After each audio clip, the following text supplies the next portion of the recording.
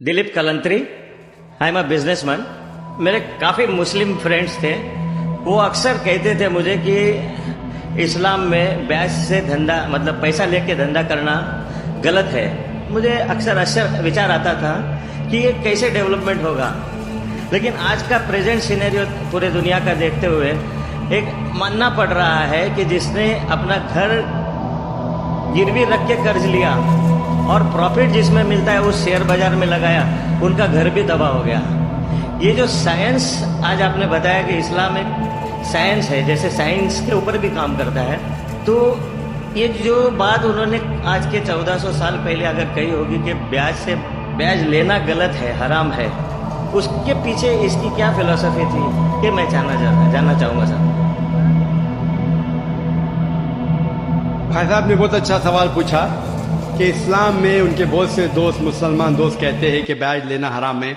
वो ये नहीं जानते थे क्यों हराम है, लेकिन अभी पता चला कि जो दुनिया की हालत है इकोनॉमिक मेल्टडाउन में, वो जानना चाहते हैं क्यों ये हराम है। और कुरान मजीद में कम से कम 8 जगह लिखा है ब्याज के बारे में। तो ब्याज लफ्ज है अरबी में रिबा, सूरह निसा में, सूरह इमरान में, और कहा गया है सूरह बकरा में सूरह नंबर 2 आयत नंबर 270 और 279 में कि आप ब्याज से दूर हो, और जो कोई ब्याज से दूर नहीं होगा अल्लाह और अल्लाह के रसूल उन पर ऐलान जंग करेंगे। ब्याज इतनी बुरी बात है, गुनाह कबीरा है, और गुनाह कबीरा में इमाम अज़हबी ने उसे 11वें नंबर पे रखा।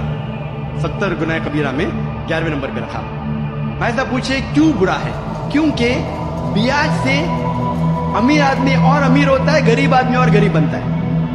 अमीर आदमी और अमीर होता है, गरीब आदमी और गरीब बनता है। आमतौर पे आप जब लोन लेने जाएंगे तो गरीब आदमी को लोन का मिलता है, और अमीर आदमी बताएगा मेरे पास ये मेरे पास वो है, तो उसको लोन मिलता है। तो अमीर और अमीर बनता है, गरीब और गरीब बनता है। इसीलिए कुरान में सूरह अल हशर में सूरह नंबर 59 आयत नंबर 7 में अल्लाह फरमाते कि ज़कात दो ताकि दौलत इंसानों के बीच में, सिर्फ अमीरों में नहीं रहे। और ब्याज से क्या होता है? इन इस्लामिक फिलॉसफी हम कहते हैं प्रॉफिट एंड लॉस शेयरिंग।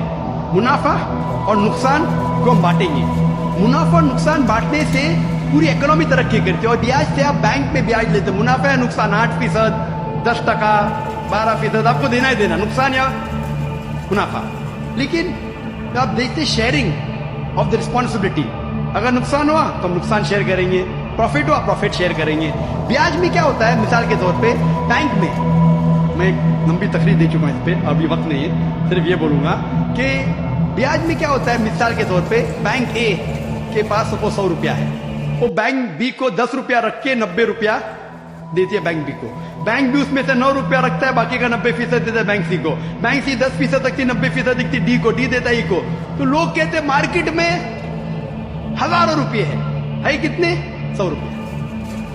तो आज की तहकीक कहते हैं मार्केट में फ्लोट हो रहा है $6 ट्रिलियन, है तो कुछ नहीं, बहुत कम फ्लोट हो रहा है $6 ट्रिलियन।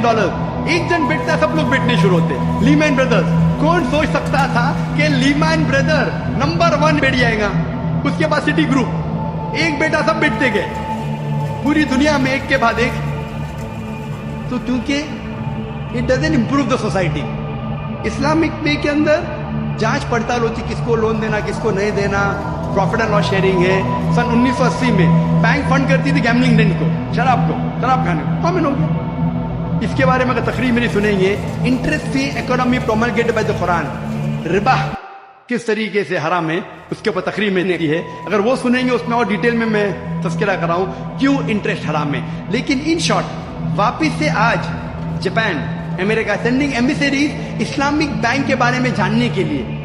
हमारी गवर्नमेंट के पास हम गए तो मैं फाइनेंस मिनिस्टर चिदम्बरम जो फाइनेंस मिनिस्टर थे उनसे जिक्र किया था कि अब इस्लामिक बैंकिंग क्यों नहीं शुरू? इंशाल्लाह करेंगे जब मेरी मुलाकात हुई थी जद्दा में। लेकिन आरबीआई परमिशन नहीं दे रही है क्योंकि उन्हें तहकीक नहीं की। इंग्लैंड दे चुकी है, कई ममालिक दे चुके हैं। इंडिया भी अगर इस्लामिक बैंक हो जिसमें प्रॉफिट एंड लॉस शेयरिंग है, अगर उसकी इजाजत दी तो इंशाल्लाह इंडियन इकोनॉमी भी बढ़ेगी इंशाल्लाह। Hope the answer the question.